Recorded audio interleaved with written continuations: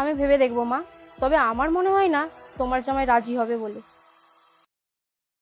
আর তাই এই ছবিটা সুন্দর করে বাঁধিয়ে তোমাকে উপহার পাঠিয়েছি।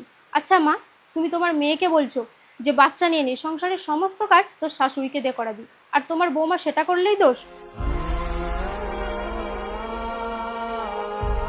আরে তাও তো বৌদি তোমাদের দিয়ে কোনো কাজই করায় না, একা নিজে সব করে।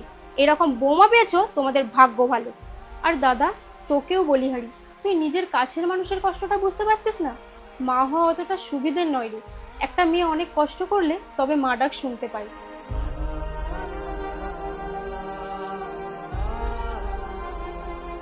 এই মুখ নিয়ে আমি তোমাকে কিছু বলতে চাই না, শুধু এটাই বলতে চাই তুমি আমার চোখ খুলে দিয়েছো। এতদিন তোমার জন্য আমি কিচ্ছু ভাবিনি, পারলে আমাকে ক্ষমা করে দিও। আমি মা হয়ে তোকে অনেক কথা বলেছি, পারলে তুই আমাকে ক্ষমা করে দিস। আমার অনেক বড় ভুল হয়ে গেছে রে। এই সংসারটা যেরকম সবার, এবার থেকে চেষ্টা করবে সবার নিজের কাজটা নিজে করে নিতে। তারপর তো পায়েল আছেই। চেষ্টা করবো মানে কি? বৌমা শুধু আমার নাতনির খেয়াল রাখবে, আর এখন থেকে আমি সংসারের সব খেয়াল রাখবো।